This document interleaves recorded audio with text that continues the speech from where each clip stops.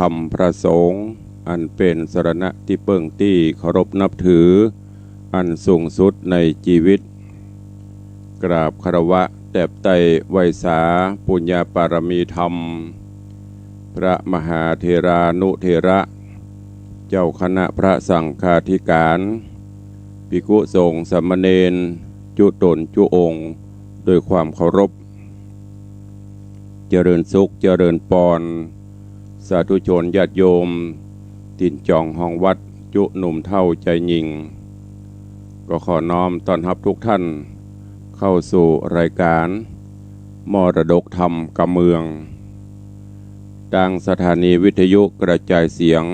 พระพุทธศาสนาแห่งชาติและสังคมคลื่นเพื่อการศึกษาพระพุทธศาสนาและวัฒนธรรมส่งสัญญาณกระจายเสียงจากสถานีวิทยุวัดไฟหินตำบลสุเทพอำเภอเมืองจังหวัดเชียงใหม่สถานีวิทยุวัดหนองกายตำบลสันปะยางอำเภอแม่แตงจังหวัดเชียงใหม่สถานีวิทยุ CM77 วิทยุอินเทอร์เน็ตล้านนาสถานีวิทยุพระพุทธศาสนาจังหวัดเชียงรายสถานีวิทยุพระพุทธศาสนาและจริยธรรม FM 96 เมกะเฮิรตซ์ตลอดจนวิทยุชุมชนเสียงต่ำสายห่อกระจายข่าวตามวัดตามวาตามหมู่บ้านต่างๆพร้อมกันนี้ก็ขอเจริญสุขเจริญปอนญาติครูบาอาจารย์ญาติโยมสาธุชนที่ได้ติดตามรับชมรับฟังกันทางเฟซบุ๊กเฟซไลฟ์ทางเว็บไซต์ของวัดวังสิงห์คำทางเว็บไซต์ของ104ธรรมะคลายเครียดตลอดจนทางเว็บไซต์ของวัดไฟหินและทางเฟซบุ๊กของสาธุชนญาติโยมครูบาอาจารย์ที่ได้เข้ามาติดตามรับชมรับฟังรายการนี้ดำเนินโดยกล่าวกับผมอัตมภาพพระครูวิสิทธิ์ศิลาภรณ์เจ้าคณะตำบลประแดดเจ้าอาวาสวัดวังสิงห์คำตำบลประแดดอำเภอเมืองจังหวัดเชียงใหม่เป็นผู้ดำเนินรายการก็นำเอารายการธรรมะสาระแบบพื้นบ้านล้านนามาพบปะครูบาอาจารย์พระเจ้าประสงค์องค์สามเณรและสาธุชนญาติโยมเป็นประจำกูเจ้ารุ่งอรุณวันใหม่ยามเจ้าก็ได้มาพบมาปะกันกับสาธุชนครูบาอาจารย์ญาติโยมตัวเองก็ปะกันวันนี้ยามเจ้าอากาศก็จะรู้สึกร้อนอบอ้าวควายมาก็ร้อนอยู่ในช่วงนี้ก็อากาศแปรปรวนเปลี่ยนแปลงก็ขอให้ครูบาอาจารย์พระเจ้าประสงค์เขาเนอะและพอออกไม่ออกศรัทธานาบุญได้ดูแลสุขภาพร่างกายก็จะไปประมาทเตื้อ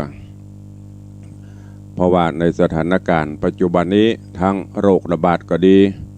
สภาพดินฟ้าอากาศก็ตามก็ต้องดูแลเอาใจใส่ตัวเก่าตัวเองวันนี้ก็ขอให้เป็นวันแห่งความสุขของทุกท่านเนอะถึงแม้จะมีสภาวะบ้านเมืองบ่ค่อยสงบโรคภัยระบาดก็ขอให้ทำจิตทำใจให้เบิกบานแจ่มใสไว้ไม่ต้องไปเครียดไปอย่างกับมันตั้งจิตตั้งใจเอาศีลเอาธรรมน้อมนำมาประพฤติปฏิบัติก็วันนี้ก่อนที่เราจะได้ได้ได้จ๋าก็ขอน้อมทุกท่านได้ฟังน้ำฟังธรรมกันเฮียก่อนเนาะแล้วก็ก่อยมามาจากันก็ใน Facebook ตอนนี้ก็ขอถวายการต้อนรับท่านเจ้าอาจารย์ธนภูมิปัญโยภิกขุแล้วก็คุณโยมวุฒิชัยสมณะซึ่งก็กำลังติดตามรับชมรับฟังปันท่านเจ้าธนภูมิก็เดือนหน้านี้แล้วควรจะมีงานเบิร์ธเดย์ก็เดี๋ยวใกล้ๆก่อนเนาะ ทุกปีก็จะได้ประกาศอนุโมทนาเชิญชวนญาติโยมเนาะตอนนี้ยังไกลอยู่ แล้วก็เจริญปอนคุณโยมอัญชลีคำกิตติคุณโยมโชนจันทร์สอนคำปีหมอมัฒนาอัมพันธ์กำลังเข้ามาติดตามรับชมรับฟังวันนี้เสียงบ่ค่อยเปล่งปล่อยแต่ใดเนอะก็ต้องขอสุมาอภัยครูบาอาจารย์ไปก่อนเสียงแหบเสียงแห้งนอนเมื่อคืนก็รู้สึกจะคอแห้ง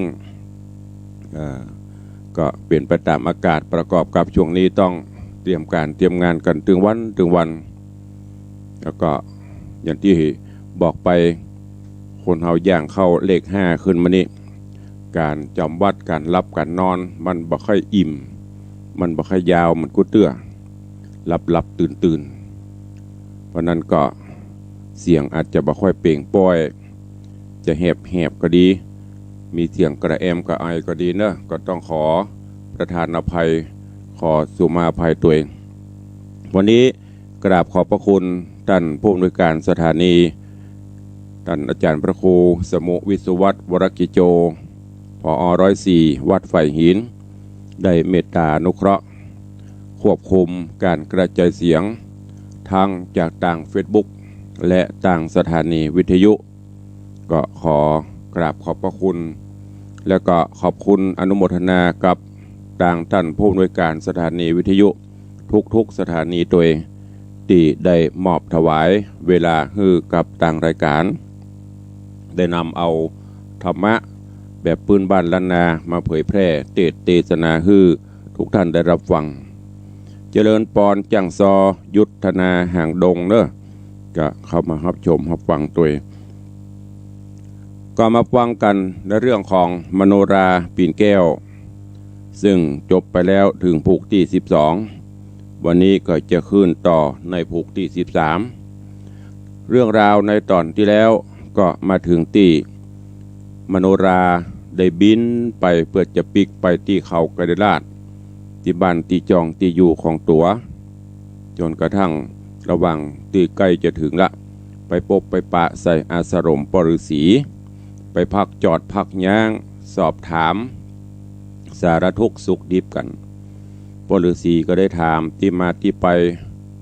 ถามเรื่องราวต่างๆมโนราก็ได้กราบเล่า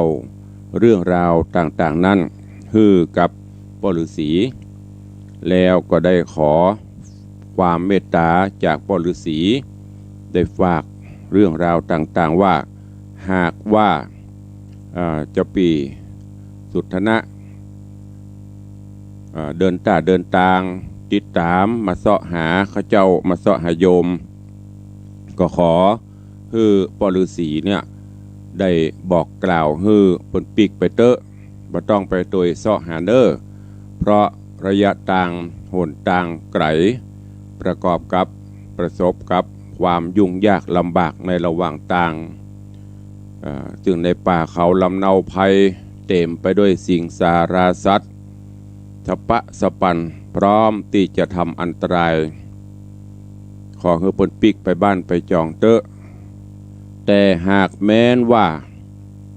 สามีของข้าเจ้าสามีของโยมเนี่ยบ่ฟังจะไปจนได้จนเป็นก็ขอให้ปฤษีได้บอกว่าในระหว่างเดินตางนั้นน่ะจะไปพบไปปะใส่อันอย่างพ่องจะมีวิธีแก้จะได้พ่องมโนราได้บอกให้ปฤษีไว้ว่าไปปะยักษ์จะเนี้ยจะได้ไปปะแม่น้ำจะเฮือเนี้ยจะได้หรือไปปะในป่าเขาลำเนาภัยมีนกหัดสดีลิงก็ดีอย่างก็ดีจะมีวิธีจะได้ในตอนที่แล้วได้บอกไปเป็นตอนไปอย่างละก็จบไปในผูกที่12วันนี้ก็มาฟังกันต่อในผูกที่13เนอะในเรื่องของมโนราปีนแก้วที่จะได้เทศนาต่อไปถวายการต้อนรับท่านพระครูปลัดหรือตุปีเบสกราบนมัสการหลวงพ่อในวังครับขอน้อมต้อนรับเหมือนกันเนอะ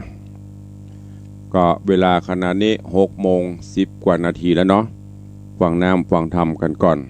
ก็ ก็เดี๋ยวก้อยมาตักมาตายมาโอ้มาจากันในใต้รายการสัก4-5 นาทีต่อไปขอนิมนต์และเชิญชวนทุกท่านติดตามรับชมรับฟังมโนราปิ่นแก้วในผูกทวนที่13ณโอกาสบัดนี้ นะโมตัสสะภะคะวะโตอะระหะโตสัมมาสัมพุทธัสสะโสราจาไมหังทิตานกะรังอาคาจติจินเตสิติสาทะโวดูราสะปุริสะตังหลายตังยิ่งใจมวลหมู่อันอยู่หนักแน่มีศรัทธายังเจือใจไฟเอื้อตังบุญเพื่อหืดหนุนน้ำพรากได้พ้นจากสงสารได้ตานเข้าน้ำบัตถุพรำปัจจัยศีลดวงใส่58ได้โกดแขวดหักษาปาการอยู่ทาวังธรรมจุงจักจำติดต่ออย่างหือขาดคอบัดใดล้ำดับไปแนาบานี้เดชเตโสลาจาอันว่าพญาอุตุมพราชป้อนางน้อยนาฏมโนราหูว่าธิดามารอดเวียงเกี่ยวยอดปุรี ก็มีใจดีโจมเจืนปีติตื่นเจยบานมีราชองค์การโอกาสฮืออำมาตย์เตรียมใจได้เร็วไวรีบหาวไปบอกกล่าวขี้ยาฮือราชธิดายังผ่อนอยู่นอกบ่อนเวียงใจเหตุนางไปจอมกว่าอยู่กับจั่วเจ้าโลกลามนุษย์สาก่อนจากมาหัวรวมอยู่กับมวลหมู่กินนารีกาละกินีตัวถอยจากจ่องหอยจอมกันแล้วไข่ปันโอกาสบอกอำมาตย์ต่างตั้งโยธามวลหมู่ได้พรำหูเหยาไปว่าฮือเร็วไวอย่าจะหาสลาจ้างแปงอันมีแห่งหนุ่มท่าเอา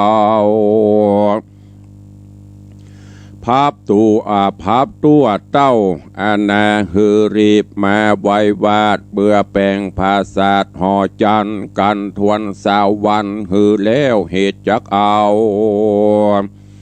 นางเกี่ยวที่ดาบมาอยู่พังกาลังใหม่แล้วจักมีงานใหญ่สลาสะลงอาบยังองค์น้อยนาฏฮือสะอาดหมดสายบอกฮือจังไรติด8อุบาทแขวดตัวมาเคราะห์นาใหญ่น้อยฮือกราดกร้อยให้หนีกันเต้าปุรีกาวแล้วอำมาตย์แก้วและโยธาก็ย่อมือสาอาภิวาทตั้งโอกาสไข่กรรมว่าจักกระทำดังเต้าได้บอกกล่าวจะใครจากเรียวไว้ก็สร้างเฮอกูอย่างบัวระมวลและหน้าเต้าเฮอตีเนจากวันนั้นนาจะเล่าถึงหนอมพระเจ้าบุญนาอันอาสาป้อยผาบกับเสกหยาบจังไรหนอห่อใจหน่อยนาดป่าอำมาตย์โยธาตั้งเสนาหนุ่มเท่าดันป่าเศร้าดงพรายรอดค่ำไหนยังหันแจงแล้วดันดงตันเตียวภายพันจะใจดังกล่าวไว้โหนหลังอาถายังไปแจงพระจริงแสงเทศนา ว่าภิกขเวโดการาภิกขุตั้งหลายโตโหนเป็นสายอริยะเจ้าทุกคำเจ้าปั้มเป่งธรรมอันว่าหนอหอคำน้อยนาดกันป่าอัมบาดเตรียมตนยกรีปนมวลหมู่ออกไปสู่เวียงใจเพื่อจักไปภาพสู่กับมวลหมู่ศัตรูอันมาจูต่อตาอยู่ในเขตป่าแดนเมืองกันหนอบุญเรืองที่ไวไปฮอดไกลมาภัยรีอาสาจันมีลำเลิศก็ป้อยเกิดมีมาจุมโยธาเสกหยาบก็หันอนุภาพมากเต้าแห่งนอพระเจ้าเราราเกิดหันเป็นโยธามวลหมู่เรียงรายอยู่เป็นแสนเต็มตัวแดนป่าไม้หันเตปะไทยอินตาโยมมะราชาตนองค์อาจตั้งยักหาวหาดปุ่มลามเต็มดงรามเป็นตาถือดาบกราขยอซองเนี่ยโหลองเนืองนานเขาป้ากันไว้วันมีใจสั่นยินกลัวท่านนั่งหัวเยือกเย้าไปไข่ดาวกาญาจุมโยธาศึกกราบ่อาจต่อตาพระโจรเข้าถอยโหนป้าเอกันต่างผ่านยานกลัวตายสันละสายจุผู้หนีปอกสู่เมืองโตนส่วนนอดัดซาบนหน่อยนาดก็ป่าอัมมาดรีบไกลกลาไต่เต่าดันป่าเศร้าดงตัน15 วันอ่านใดก็มารอดไข่ปุเรหนอมุนีบ่จะรีบเฉพาะแน่ไปสู่ในตีอยู่ห่อใจรีบเรียวไปขาบไว้โตนเต้าไทยปิตาแล้วใครจะลาเอาก็เอาบอกปอเจ้าตามมีว่าจุมไพรีมวลหมู่เขาบ่สู่พระโจรโกลาหลอันใหญ่เกิดมีไข่อันนาจุมโยธาเสกกลาก็ป่าจางมาหนีไปหนอห่อใจยอดซอยจะกล่าวถอยไข่ปานบอกดาวห่อจันปอดไทยหูแจ้งไข่ตามมีแล้วละนีคืนสู่ในที่อยู่แห่งตนก็มีหันและนาตาตานายกาดละดันเล่านางนอดเนาหนอดเตวีหันหนอบมุนีมาหลอดนางหน่อยยอดผู้เป็นแม่บ่เว้นเวโศกาก็เข้าไปหาบ่จากอดลูกลาใจงาม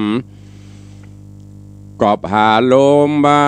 เจยโจมก็ผาโรมกึดขวาดเถิงนางหน่อยนาดมโนราน้ำตาก็มาหยวาอาบย้อยเจ้ายอดซอยมุนีหันแม่เตวีร้องไห้นั่งอยู่ไกลจิตน้ำตาก็มาสั่งกาแต่เล่าจริงทำแม่เจ้าใส่ใจว่าแม่เป็นสันได้ไม่มาดให้ฟาดเครื่องขี่หรือคนบอดีหยาบจ้าแจ้งด่าแม่เจ้าได้โศกเศร้ามองผ่านหรือ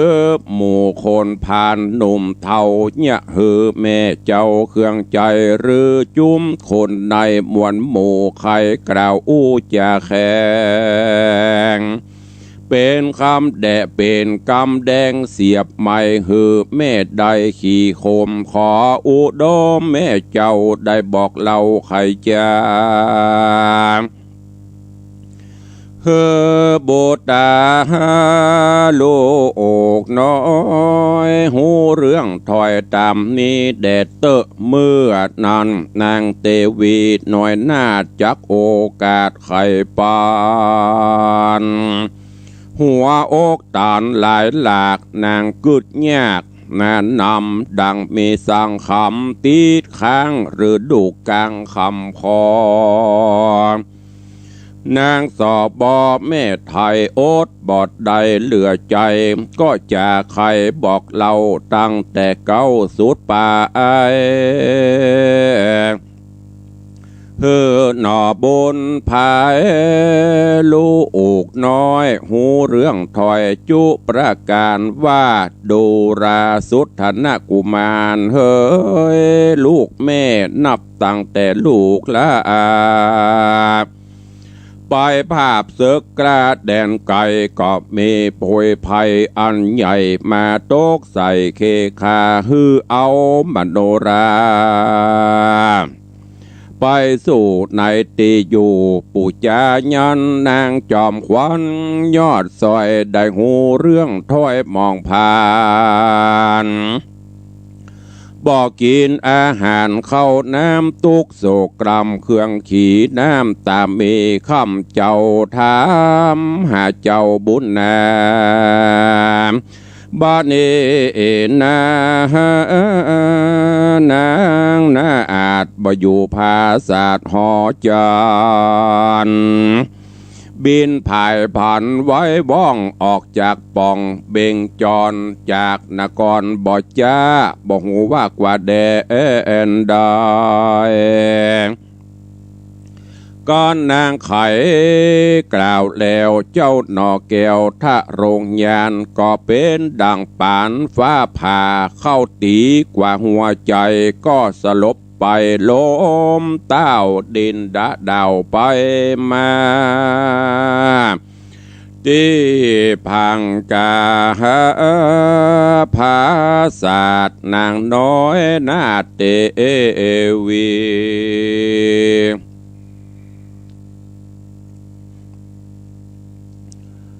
หันหนอมุนางน้อยนาเตวีหันหนอมุนีลมเต้าก็เอิ้นเป่าใครจะว่าโวเฮโวยอย่าจะเจ้าหนอดลาอุดมได้เป็นลมจักตังสู่จุงฟังมาไวโยมคนในหนุ่มเฒ่าได้ยินแม่เจ้าไข่ปันก็ปากันมาสู่ในที่อยู่พังกาเอายาตาตามตัวเอาน้ำหดหัวลูบแน่บ่เนินจ้านาเจ้าก็ฟื้นลุกนั่งขึ้นเมินตาเจ้าบุญนะหนอหน้าเอาก็มาถามแม่เจ้าเตวีว่านางได้หนีไปนาไปอยู่กว่าในจ้านางบุญนาแม่เจ้าก็ตอบเล่ากำไปว่านางไปไหนไปโหจักมีชีวิตอยู่หรือว่าตายถามคนยิ่งใจใหญ่น้อยก็บอกหูถ้อยสันได้เหตุสีว่าเหตุสลีวันนะไว้นอนเนาหากบินได้ดังนกกาและนาลูกเฮยตาในกาละนอนเล่าเจ้านอนเนาสุทนะกุมารตุกมองผ่านเอาไม่เหตุเมียไทยหนีจากลาละพรากหายโห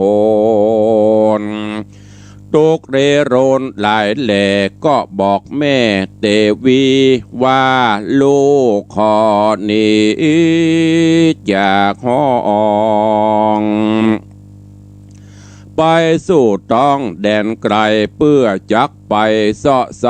หานนางนาไทยมโนราจักปะจาไปหูแม่นปะกลิ่นกูแล้วเล่าจักปอกเต้าคืนลา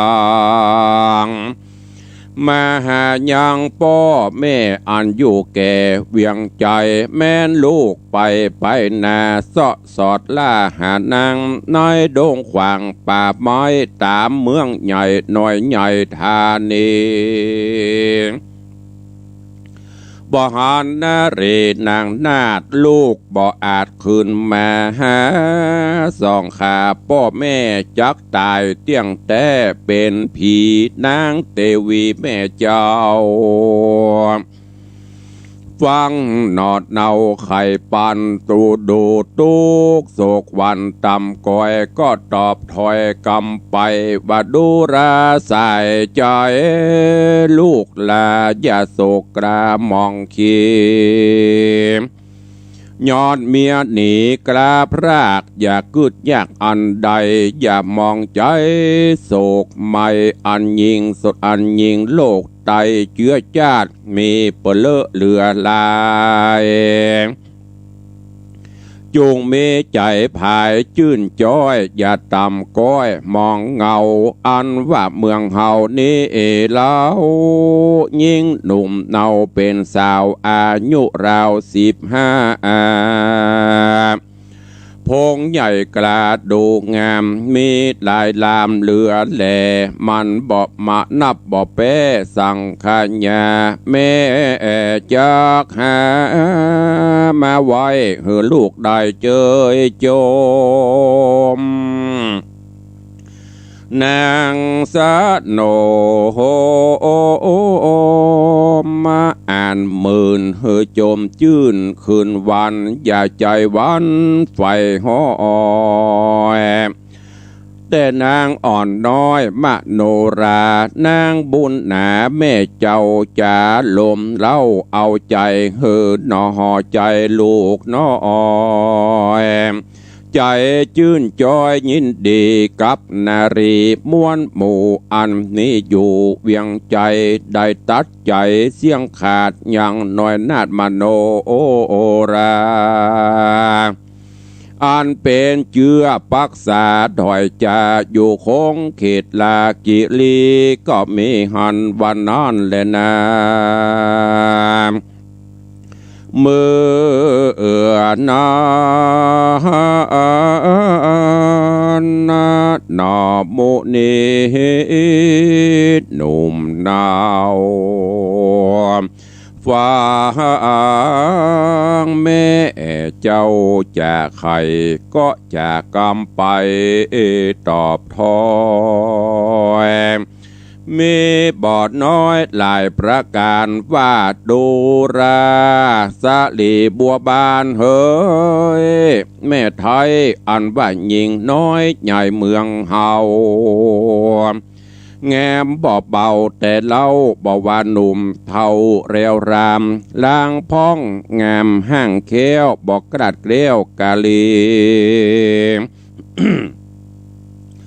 พ้องงามดีบอดหน่อยมักกล่าวถอยนินตาอย่างวงสาเจ้าหมู่ยามนั่งอยู่สุมกันพี่พองผิวพันงามอาจใจห้าวหาดปาลา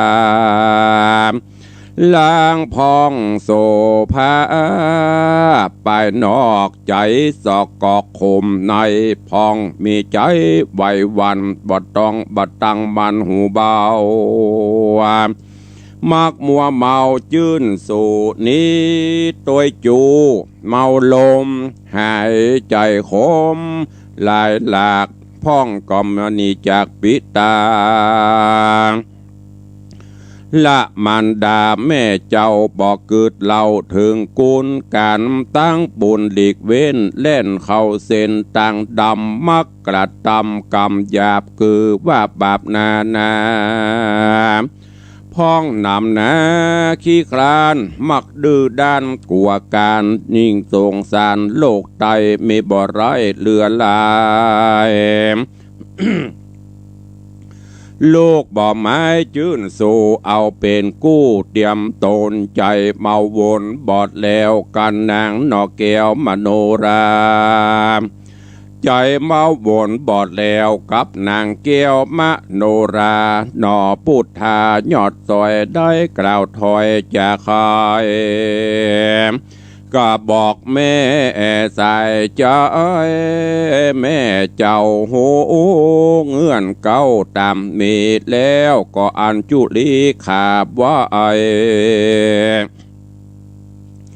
ย่างแม่ไทยบุญนารีบไกลกลาไว้วาดลงภาษาหอจันก็มิงหันและนาตามาทางปะกาเซนโตโหสัทธาอาหาสัทธาอันว่าสัพปัญโยพระพุทธเจ้า ตนเป็นปิ้นเกลาติโลกาจารไข่เนตันไปแล้วพระตนเจ้าจริงเตสนาว่าภิกขเวดุราภิกขุตังลายตนเป็นสายอริยะเจ้าทุกคำเจ้าปั้มเป่งธรรมส่วนหนอหอคำน้อยนาดได้โอกาสขี่แย่บอกมาตายอดซ้อยว่ายิ่งใหญ่น้อยเมืองเฮาลูกบ่เอาเป็นกู้เอามาอยู่เตรียมต้นนอตัสปนหนุ่มนะเอา บอกแม่เจ้าใส่ใจแล้วรีบเร็วไวย้ายบาทลงภาษาหอคำนางบุญนำผู้เป็นแม่น้ำตาแผ่ลำลายแล่นตัวไปใจบอดจาปากก็ว่าเวเฮเวเจ้าลูกเฮน้อยอ่อนขอยังไว้ก่อนทารามอย่าไกลกระเตียวไต่ละพ่อแม่ไว้ไปหลังอ่านจักหวังเปิ้งเจ้ากันนอดเนาหนีไปบ่มีภัยจักอาจมาสะบวยราชแตนเมืองรุ่งเรืองสืบต่อนางน้อยนอเตวีตุกเครื่องคิดหลายหลากอันลูกจากนี้ไป ก็รีร่ำไรร้องไห้อยู่จะใจบุญวอนส่วนนอผู้ทอนน้อยนาดก็ลงภาษาพังกาบ่เลวมายื้อพอบ่เอาหูล่อฟังกามยกตีนตั้มไต่เต้าแม่นว่าแม่เจ้าเตวีจักไขว่าตีเอิญบอกว่าลูกเฮยหือปีกปอกขึ้นมานางจ่าให้แล้วรีบเตียวไต่ตัวไปหน่อหอใจยอดซอยดังบ่ได้ยินถอยไข่ปานรีบพายพันจ้างใจออกเวียงใหญ่ทานรีธานีเข้าดงรีจะบ่เวะว่าไปใดดันดงไพรปากกวางแดนตาตั้งดงนาเพื่อจักไปหาพรานป่าอันอยู่กว่าดงเขียวตัวเองเดียวดันเถื่อนบ่มีเปื้อนตัวตามดันดงรามบ่จอดต่อเตารอดยังพรานก็มีแหละนาพรานดงนาหนุ่มเนาหันหน่อพระเจ้าเตียวมายินสั่งกาเตใส่ก็ย่อมือไว้จะทำก็ย่อมือไว้สาถามเป็นกำงามบ่น้อยว่าดูราเจ้ายอดซอยหอคำด้านดงดำป่าไม้บ่ใจใกล้โหนต่างไพโศลยากนักแก่เป็นหินแห่ดินแดง สัตว์ป่าแฝงหยาบลายเตียวต้องภายยามวันเจ้ามีใจพันใครใดหรือมักไฟสั่งจ้าจริงมาหาหลอดนี้ขอกล่าวจี้ตามมีก็มีหันแลนะเนตเหตังขีญาสั่งวันนะนาวิเศษจาห้องเหตุธรรมเทศนานางมโนราปิ่นแก้วผูกวันที่13ตอนที่1ก็บังโกมสมเรศเดช ก็จบไปแถมผูก1ตอนมโนราปิ่นแก้วลำดับลำดามาถึงผูกทวนที่13ตอนที่1วันนี้เสียงแหบสุดๆแล้วก็เพลียตัวเตดไปก็เสียงแหบลงเด้อต้องขอสู่มาอภัยก็เรื่องราวของมโนราปิ่นแก้วในตอนนี้ก็มาถึงหลังจากที่โพธิสัตว์เจ้าสุทธนะไปรบทับจับศึกปราบปรามมวลอริราชศัตรูก็ปรากฏว่าโอ้บุญบารมีเตปาอาหักสิ่งศักดิ์สิทธิ์ทั้งหลาย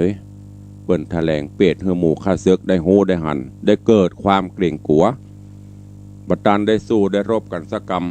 ปากันป้ายหนีบิกมดยศธนะโพธิสัตว์เจ้าหรือว่าสุทธนะกุมารก็นำปาเอารีปนปีกบ้านปีกเมืองพอเข้ามาถึงบ้านถึงเมืองก็ไปกราบไปไหว้ถึงป่อถึงแม่ไปนำความกราบทูลเรื่องราวต่างๆไปหาป่อเสร็จแม่ฮู้ว่าลูกเต้าปีกมาก็ดีใจฝังไปต้อนไปฮับแล้วในขณะที่ไปต้อนรับนั้นโดยน้ำจิตน้ำใจของแม่ผู้ที่อันประเสริฐสุดนึก คิดอยู่ในใจว่าลูกจะต้องทุกข์ใจลูกมาบหันกู้ฮักก็จะต้องลำบากใจน้ำตาก็ไหลหลั่งลงสุทธนะหันแม่โศกเศร้าโศกาก็ว่าแม่เป็นอะไรอย่างกะไผ่มาเนี้ยอย่างเฮ้อแม่ไผ่มาว่าอย่างฮื้ออู้ไปตังแม่ก็บอกฮื้อกับลูกว่าลูกเฮ้ยที่แม่ให้นิ่มใจอย่างอินดูลูกอินดูเนี่ยอย่างลูกปิกมาตอนนี้ไปลูกจะบหารละกับ4ภริยากู้ฮักของลูกคือมโนราตอนนี้นางได้หนีไปตั้งโพธิสัตว์เจ้าสุทธนะก็ถามที่มาที่ไปถามเรื่องราวต่างๆมันเป็นจะไดแม่ก็บอกเรื่องราวว่าเพิ่นจะเอามโนราไปบูชายันตามความประสงค์ของพ่อเจ้าตอนนี้มโนราก็บินไปละหนีไปตั้งป่องบินออกป่องไปจะไปที่ไหนแต่ได้แม่ก็บ่ฮู้พอฮู้จะอีปบสุทธนะกุมารเป็นลมล้มหงายปึ้งโดยความฮักเคยอยู่เคยกินเคยดูแลกันมาพอเปลี่ยนจากนั้นเปิ้นก็ห้องเสนาอำมาตย์เอายุกเอายามาฮื้อได้ฮับยุกฮับยาอย่างเอาน้ำมาตบหัวลูบหน้าปีกสติปีกฟื้นขึ้นมาก็มาบอกมาให้ลำไรมันเป็นกรรมเป็นเวรอันใดจ๊ะจากนั้นก็เลยบอกแม่ถ้าอันกรรมเป็นอย่างเนอะลูกก็จะไปตัวเสาะหากับมโนราขอพ่อขอแม่มันต้องเป็นห่วงถ้าบะปบบะปะมโนราลูกตึงบะปีกมาเนอะ จะตายกลางป่างามไม้ก็จังมันเตอะแม่พญาก็ยิงเศร้าโศกาขึ้นแหมอย่างเงี้ยจะได้ ลูกเหยในบ้านในเมืองเขาเนี่ยเปลอะคิดเต๋อไม่หยาไม่ยิงนางสนมกำนันเปลอะจะเอาแบบใดก็ได้อย่างใดก็ได้โพธิสัตว์เจ้าสุทธนะบอกว่ามีเปลอะแต่มันบ่เหมือนใจมีเปลอะแต่มันบ่เหมือนที่เขากึดไว้ บางพ่องก็งามกันนอกบางงามตังไหนไว้ใจบ่ได้ บางพ่องก็โอ้ข้ามคาลาวีหมูนี่ก็อย่างที่ในสถานะอย่างในปัจจุบันเนี้ยคนเฮาพอหันกันตั้งนอกหูกันตั้งนอกสวยงามแต่ตั้งในนี่บาท่าอีกก็มีศีลบ่มีธรรมบางคนก็ไม่ยิงหน้าตางามดีแต่กิริยามารยาทบ่เรียบร้อยบ่มีสัมมาคารวะเนี่ยมีเกิดขึ้นต่างๆมันบ่เหมือนมโนราแม่เหยมโนรานี่อย่างที่หันอย่างที่แม่หูกิริยาเพียบพร้อมนบน้อมปูจาคือเกียรติถึงครัวถึงอย่างต่างๆอย่างที่แม่หันนะเป็นอย่างแม่เหยลูกขอลาเพื่อจะไปเสาะหาที่ตำป่าตำเขาปุ่นจากนั้นก็มาพูดพร่ำทำเพลงพรวดพลาดลงจากผาศาสตร์ไปนางก็ฮ้องโว้ยโว้ยมาช่วยกันเน้อลูกจันหีละจะได้ก็ตึงปิกขึ้นหลังเหมือนยังหูลมออกหูมันบึ้งบ่ได้ยินเสียงแม่ห้องบ่ได้ยินเสียงอำมันสักอย่างสุตนะกับปุ้นดันโดนไปด่านแรกก็คือไปหาพรานป่ากับพรานที่ไปปะเสกินนรีนั่นน่ะกำลังไปปะกันพรานก็ถามมีอย่างก้าดันโดนมาที่นี่เปิ้นกำลังจะเล่าเรื่องราวกันและจะปากันไปตัวตามหามโนราเรื่องราวจักเป็นจะได้ก้อยติดตามไปในตอนต่อไปขอโป่งวางไว้แต่เพียงเท่าอีกก่อนเนาะเรื่องราวก็ม่วนขึ้นที่สารธรรมก็มีนักเนอะเนี่ยอย่างที่สุทนะบอกนะคนเฮาในโลกนี้มีเปลอะแต่มันจะดีพร้อมถึงพร้อมมันมีน้อยแล้วก็คนที่จะเป็นมนุษย์ก็มีน้อยเพราะว่าคนมนุษย์คือคนที่มีคือบุคคลที่มีจิตใจสูงหูจักแยกแยะผิดชอบชั่วดีแต่คนกับเมืองเฮาว่าโก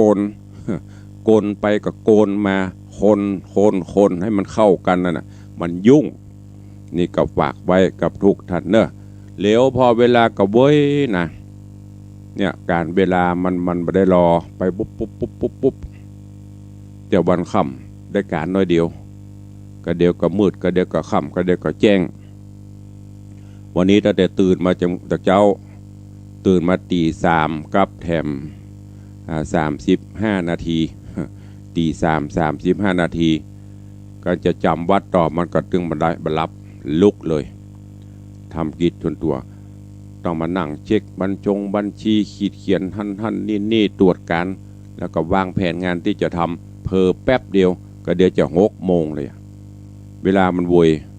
ก็เดี๋ยวเสียจะนี่ก็ต้องไปดูการดูงานอย่างต่ออยู่เพราะนั้นก็รู้รักษาเวลาทำความดีไว้เนอะดีเว้นชั่ว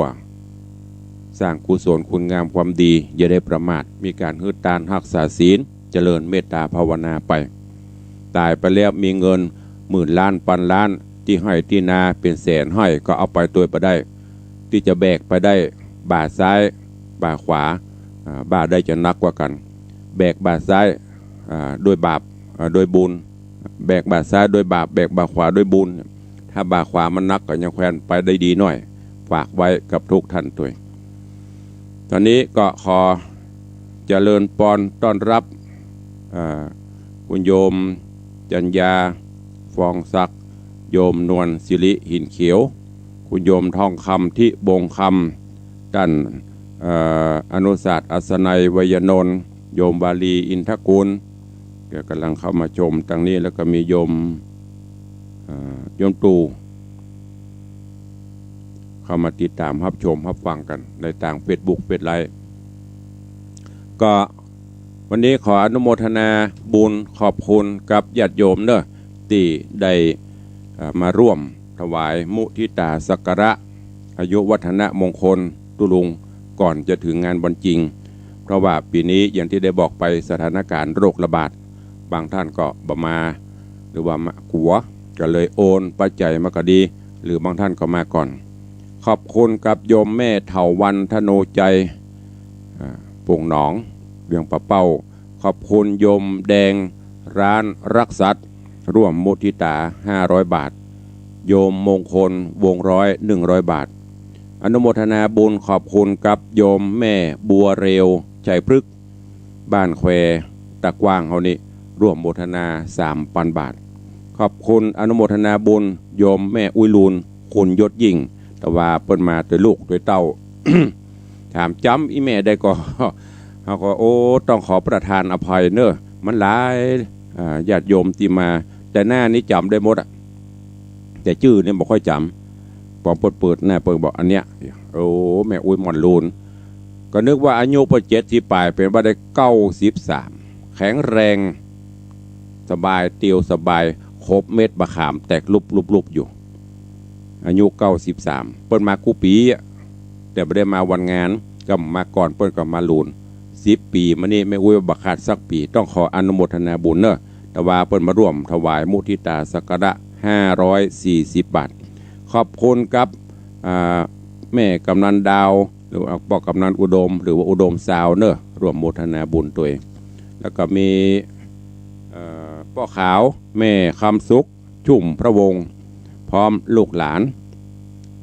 มาร่วมโมทนาบุญนอกจากนั้นก็มีป้อไพบูลย์แม่จรูนปกปิงเมือง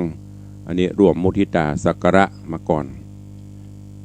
ของไผ่ตกโลนก็บอกด้วยเนอะเดือดตุลุงจังลืมนี่เป็นรายนามผู้ที่จะร่วมมุทิตาสักการะและก็ร่วมบุญงานยกยอดชัดเจดีย์วันที่21 สิงหาคมที่จะถึงนี้ก็จัดกันไปตามการเวลาตามสถานการณ์เนอะขอบคุณทุกท่านตัวเองก็รายงานผลการพัฒนาวัดให้ญาติโยมทั้งหลายร่วมบุญกุศลโดยเฉพาะก็มีท่านเจ้าภาพเจ้ามูลศรัทธาเก้าโยมปเลียงธนวัฒน์เมเลียงทัศพิชาเป็นเจ้าภาพเจ้าศรัทธาแต่ว่านี้รถแมคโครได้มาทำการแยกเจาะแผ่นปูนต่างเข้าประตูวัดออกวันนี้เปิ้นบอกว่าอันวันสำคัญของชาติวันแม่วันนี้เปิ้นก็เลยว่ารถปูนประยุทธ์ก็คงจะเริ่มเทวันพุธนี้หรือถ้าวันนี้มีปูนก็เข้าวันนี้เลยก็นำเรียนแจ้งญาติโยมทั้งหลายตัวเนอะเวลาก็เวยอย่างที่ได้บอกไปเดี๋ยวเวลาแถมประมาณ4 นาทีก็จะได้ตักตายอู้จาญาติโยมที่รอจะอู้จะฮื้อกำลังใจยามเจ้าต่างหน้าใหม่เนอะใครจะอู้จะจะจ้ากับตุลุงเข้ามาได้เนอะ0817836540ไอ้เบียวตกอันดับหมดอันเดียวนี้ เจริญปอนปอเลี้ยง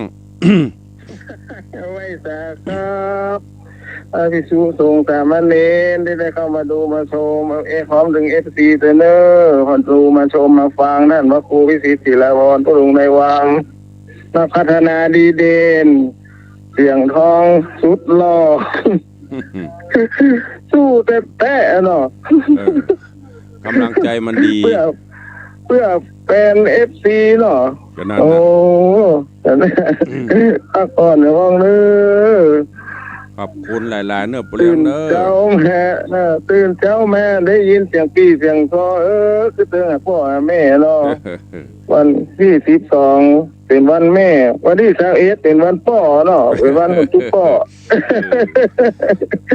2 2 1แต่พ่อแต่แม่อยู่แต่พ่อแต่แม่อยู่ในใจตลอด365 วันเกินกว่านั้นหนึ่งก่อนนะมีพ่อมีพระพ่อพระแม่องค์เดียวในโลกชีวิตสติปัญญาทรัพย์ภายนอกเปลี่ยนเป็นทรัพย์ภายในทุกวัน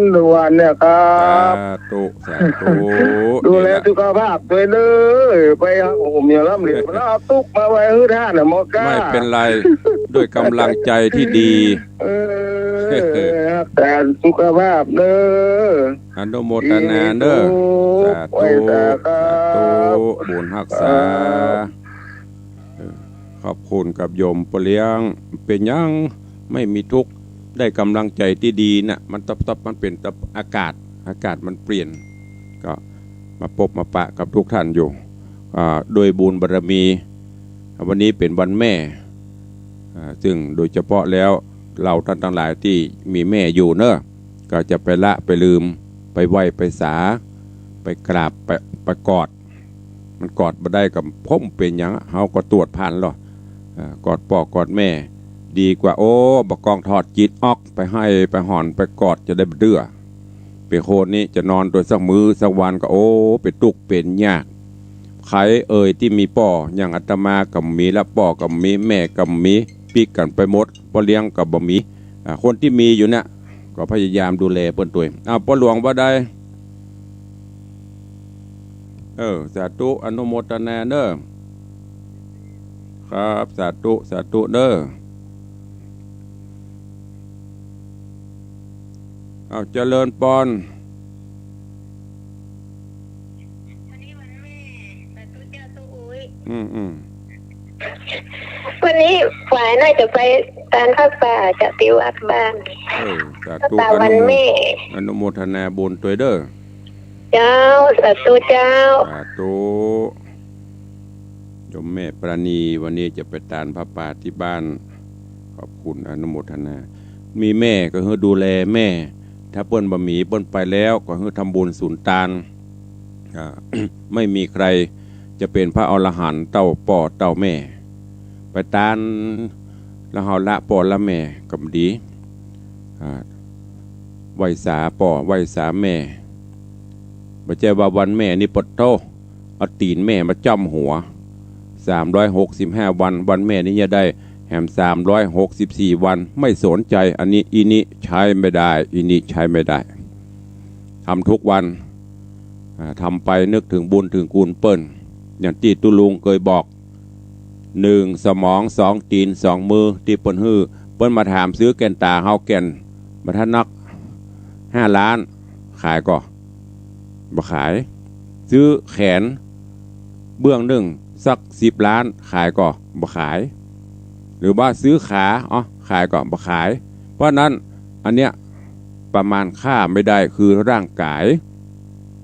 ถึงแม้จะเกิดมาเป็นเปี้ยเป็นง่อยเป็นอย่างเลี้ยงเป็นเป็นอาเลี้ยงก็ลูกแต่ลูกล่ะจะเกิดถึงพ่อถึงแม่จะอันก็อย่าไปเมากะแน่หาได้น้อยส่วนกูได้น้อยหรอกไอ้แก้วพอไอ้คำพอได้ส่วนนักคือมันพอกะมันใหญ่หรอกได้เฮามันขยันไปเตอะเพอได้นักแหละสมบัติที่พ่อแม่เปิ้นฮื้อ